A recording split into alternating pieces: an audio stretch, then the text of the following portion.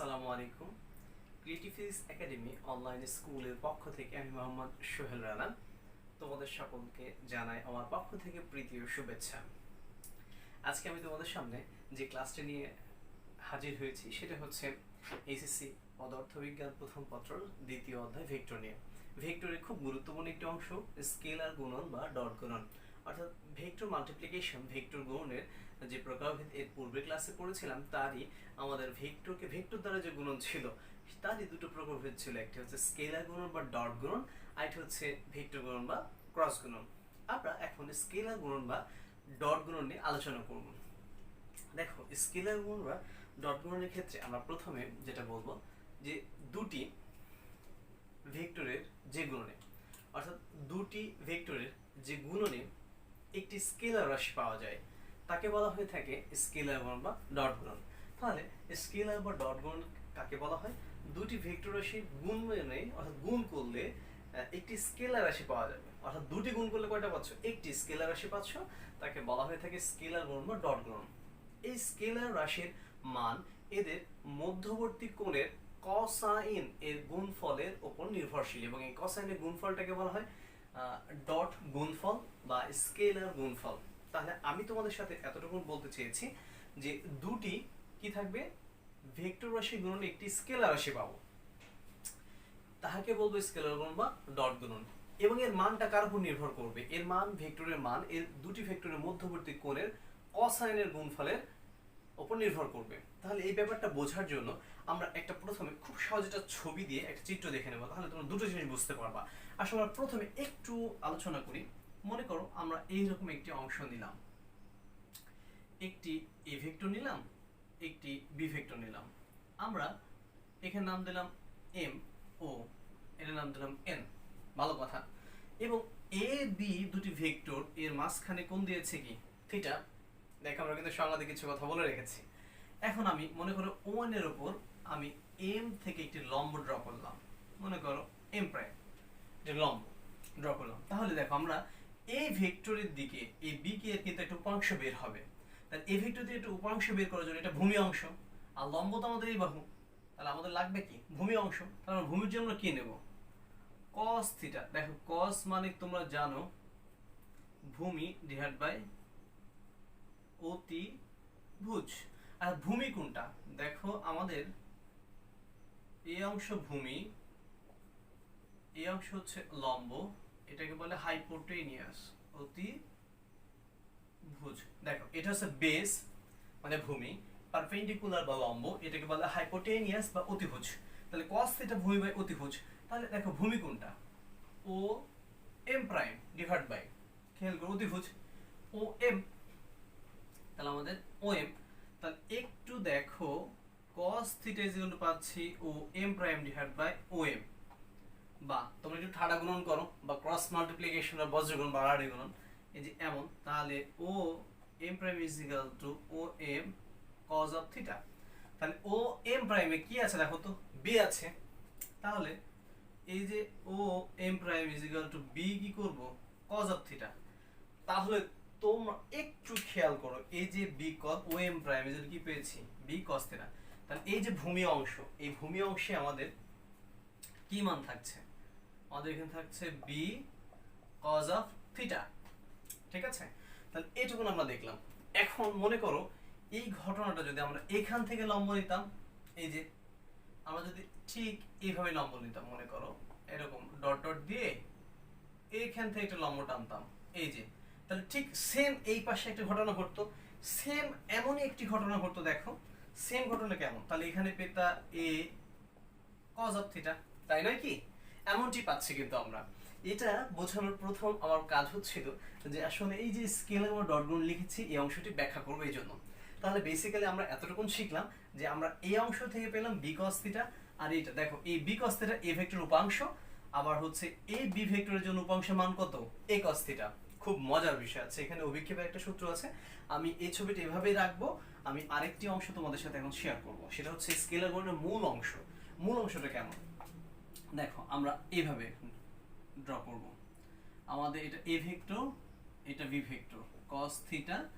আমরা এখান থেকে যে পারপেন্ডিকুলার নিই তাহলে এই অংশ নিব হচ্ছে বি cos অফ থিটা। তাহলে এই যে স্কেলার গুণের একটা নির্দিষ্ট সীমা আছে, এই সীমা সংগঠিত হওয়ার জন্য কত, 0 less than theta less than pi, বা 0 less than theta less than 180 degree. দেখো এই যে অংশটা কিন্তু তোমাদের অ্যাডমিশনের প্রশ্ন আসে, এমসিকিউ আসে, বোর্ড পরীক্ষা আসে। তো এখানে স্কেলার গুণ বা ডট গুণের সীমার মান হচ্ছে 0 থেকে কত পাই, অর্থাৎ 0 থেকে কত 180 ডিগ্রি সীমার মধ্যে বিদ্যমান থাকবে। তাহলে দেখো যদি স্কেলার গুণের ক্ষেত্রে a এবং b দুটি ভেক্টর রাশি হয়, তাদের মধ্যবর্তী কোণ যদি থিটা হয়, তাহলে আমরা কি পড়লাম সংজ্ঞাতে, তার কোসাইন গুণফল পাবো। অর্থাৎ স্কেলার গুণন হতে আমরা পাই, অর্থাৎ a vector dot b vector is equal to মোট বার a মোট বার b cos of theta। এই যে কোসাইন পেলাম। দেখো এখন আসো a dot b is equal to ab cos theta, এবং এই সীমাটার মান কত থাকবে, এই যে সীমার মান অবশ্যই মুখস্থ করো এবং জেনে রাখতে হবে। এতটুকু যদি পাও তাহলে আমরা এখান থেকে একটা কাজ করতে পারি। দেখো a dot b is equal to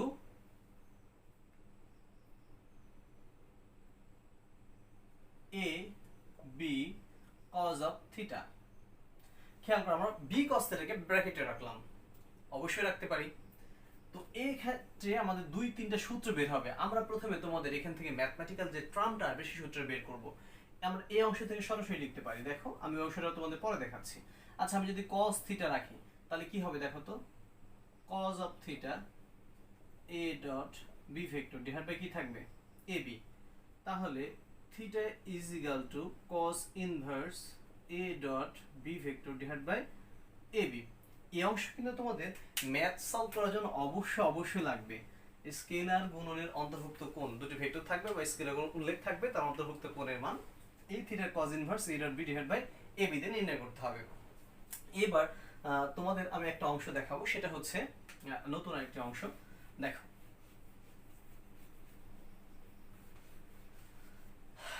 অংশের ক্ষেত্রে আমরা একটু বলবো। দেখো a dot b is equal to ab cos of theta। আমরা এই যে ab cos theta ব্র্যাকেটে রাখলাম, তো রেখে দেখো আমরা এই b cos theta বের করব। দেখো b cos theta is equal to a dot b divided by a। এটাকে কি বলা হয় b cos theta? খেয়াল করো আমি তোমাদের সাথে এই যে অংশটুকু শেখালাম, এখানে একটু মুছে দিচ্ছি। দেখো অভিক্ষেপ বলে একটা শব্দ আছে, অভিক্ষেপ শব্দের অর্থ হচ্ছে নিজের দিকে চলে আসা, আমার দিকে, অর্থাৎ আমার অভিমুখে একটি তীর নিক্ষেপ করা হয়েছে, অর্থাৎ আমার দিকে তীর মেরেছে। তো অভিক্ষেপ শব্দের অর্থ হচ্ছে নিজ দিকে আসা। দেখো এই যে এ ভেক্টর ছিল, এর দিকে কি আসছে বি এসেছে, অর্থাৎ এ ভেক্টরের উপর বি ভেক্টর অভিক্ষেপ। দেখো আমি একটু লিখে দিচ্ছি তোমাদের, এ ভেক্টরের উপর বি ভেক্টরের অভিক্ষেপ সমান সমান বি cos থিটা। খেয়াল করো এই যে এ ভেক্টরের উপর এই যে এম এম প্রাইম লম্ব টেনেছিল, তাহলে এর অভিক্ষেপটা কি বলে বি cos থিটা, বা এ ভেক্টরের দিকে বি ভেক্টরের উপাংশ বলা হয়ে থাকে। বেসিক্যালি তোমাদের বোর্ড পরীক্ষা বলো, অ্যাডমিশন পরীক্ষা বলো, সব জায়গাতে অভিক্ষেপ নামে এসে থাকে। তাহলে এটা পেলাম। আবার একটা দেখো বি ভেক্টরের উপর এই যে এ ভেক্টর যদি লাল কালিতে দেখিয়েছে, যদি এদিকে পড়ে তাহলে কি হবে cos থিটা, অর্থাৎ বি ভেক্টরের উপর এ ভেক্টরের অভিক্ষেপ is equal to a cos theta. তোমাদের মনে রাখার সুবিধা দেখো যে ভেক্টর থাকবে এ ভেক্টরের উপর বি এর অভিক্ষেপ, অর্থাৎ যে ভেক্টরটি যে তার নিজের দিকে পড়ে যাবে আসবে তারই cos থিটা হবে। যেমন এ এর উপরে কার বি অভিক্ষেপ মানে বি cos থিটা, আর বি এর উপরে কে চলে যাচ্ছে এ যাচ্ছে, তাহলে a cos থিটা হবে। ঠিক আছে, তো এখন দেখো এটা আমরা কি পেলাম, এটা হচ্ছে এ ভেক্টরের উপর বি এর অভিক্ষেপ। তাহলে আমরা এখান থেকে আবার কি লিখতে পারি দেখো তো, আবার a vector dot b vector a cos theta b রেখে দিলাম। তাহলে আমি এখান থেকে কি বের করতে পারি, আবার দেখো a cos theta is equal to a dot b divided by b। তাহলে দেখো আমরা কিন্তু 3টি সূত্রের ম্যাথ করতে পারবো এখান থেকে বোর্ড পরীক্ষার জন্য, অ্যাডমিশন এবং এমসিকিউ প্রশ্নের জন্য। 3টি সূত্রের ক্ষেত্রে স্কেলারের একটি নির্দিষ্ট শর্ত বলেছিলাম, 0 less than theta less than 180 degree বা পাই। এটা হচ্ছে স্কেলার গুণের তোমাদের সাথে আলোচনা করা। এবং মজার আরেকটি বিষয় আছে, তাহলে আমরা একটু দেখে নিতে পারি। আগে সূত্র কয়টি শিখলাম সেটা একটু আমরা লিখে নিই। এখান থেকে স্কেলার গুণ বা ডট গুণের ক্ষেত্রে সূত্র পেয়েছি হচ্ছে a dot b is equal two ab cos of theta। আমি একবারে লিখছি cos of theta is equal to a dot b divided by ab। এখান থেকে আমরা থিটা বের করতে পারি cos ইনভার্স দিয়ে। আর এটা পেলাম হচ্ছে b cos theta is equal to a dot b divided by a। আর এটা পেয়েছি a cos theta is equal to a dot b divided by b। এই 3টি সূত্র বোর্ড পরীক্ষার জন্য খুবই গুরুত্বপূর্ণ। এবার একটি স্কেলার গুণন বা ডট গুণের একটা বাস্তব উদাহরণ দেখো। যে উদাহরণটা আগে দিলেও পারতাম, একটু পরে দিচ্ছি আর কি। আমরা যে সংজ্ঞা বলেছিলাম, দুটি ভেক্টর রাশির ডট গুণনের ফলে একটি স্কেলার রাশি পাওয়া যায়। কিভাবে পাওয়া যায়? আচ্ছা তুমি জানো কাজ কাকে বলে জানো নিশ্চয়ই। দেখো কৃত কাজ বা কাজ ইনটু বল ইনটু সরণের দিকে বলের উপাংশ। তাহলে দেখো কাজ ইজ বল, এফ সরণের দিকে উপাংশ, এটা হয় এস কস থিটা। এটা কিভাবে হয় দেখো, এই একটা বস্তুকে যদি তুমি এমন একটা ফোর্স অ্যাপ্লাই করো, এই একটা বস্তু বডিকে, কিছুক্ষণ পরে বস্তুটি এখানে চলে আসবে মনে করো, তাহলে ডিসপ্লেসমেন্ট কি হচ্ছে, এটা সরণ হয়ে গেল। এন্ড বস্তুটি যদি এইদিকে দেখো, আমরা এই সরণটা ডিসপ্লেসমেন্ট হলো, বস্তুটি এদিকে না গিয়ে এইদিকে থিটা মান কিন্তু 0 ডিগ্রি। তাহলে এই সোজা না গিয়ে যদি বস্তুটি এদিকে যায়, মনে করো এভাবে গিয়েছে, এই অবস্থানে আসলো, এর সরে কোথায় এসেছে, এখান থেকে এই বিন্দুতে আসলো। তাহলে আমরা এইটা এখান থেকে এটা পারপেন্ডিকুলার ড্র করতে পারি, এখানে থিটা দেব। তাহলে খেয়াল করো যে আমরা যেটা বলি পি কিউ আর বলি, তাহলে খেয়াল করো এটা লম্ব কি হবে, এটা ভূমি, এটা কি হচ্ছে অতিভুজ। ঠিক আগের মতন একটু আগে যেটা দেখালাম, তাহলে এই অংশ পাচ্ছ এস কজ অফ থিটা, তুমি দিয়েছো কি ফোর্স। দেখো তাহলে এই এফ আর ডট এস সরণ, দেখো সরণ কিন্তু ভেক্টর রাশি, তাহলে বল ইনটু সরণ, তাহলে কাজ ডাব্লিউ এটা। তাহলে এটাকে আমরা স্কেলার গুণে কি লিখতে পারি? আচ্ছা তাহলে আমরা ফাইনালি আমরা এটা বলতে পারি কাজ ইজ ইকুয়াল টু বল ইনটু সরণের উপাংশ। অর্থাৎ দেখো কাজ W is equal to F S cos theta. তাহলে এটাকে আমরা লিখতে পারি W is equal to F S cos theta বা এফ ডট এস। আচ্ছা একটু খেয়াল করো তো, F dot S is equal to কি হয়, F dot S is equal to F S cos theta. ঠিক এটা আমরা স্কেলার গুণের সূত্র না, আমাদের কিছুটা পূর্বের সূত্র, এটা কিন্তু স্কেলার গুণের পূর্বের সূত্র ছিল। তাহলে এই যে দেখো বল একটি ভেক্টর রাশি, কাজ এই সরণ একটি ভেক্টর রাশি, কাজ একটি স্কেলার রাশি। স্কেলার রাশি, বল হচ্ছে আমাদের ভেক্টর রাশি, সরণ হচ্ছে আমাদের ভেক্টর রাশি। তাহলে দুটি ভেক্টর রাশি ডট গুণনে কি পেয়েছি, স্কেলার রাশি পেয়েছি। এগুলো তো স্কেলার রাশির প্রধানতম ধর্ম ছিল। তো আজকে আমরা স্কেলার রাশি এতটুকু নিয়ে আলোচনা থাকলো তোমাদের সাথে। এরপরে স্কেলার রাশি কিছু ধর্ম বা বৈশিষ্ট্য গুরুত্বপূর্ণ বোর্ড পরীক্ষা, সেটা নিয়ে আলোচনা করবো ইনশাল্লাহ। তো তোমাদের সুস্বাস্থ্য দীর্ঘ কামনা করে আজকে এখানে বিদায় নিচ্ছি। আল্লাহ হাফেজ।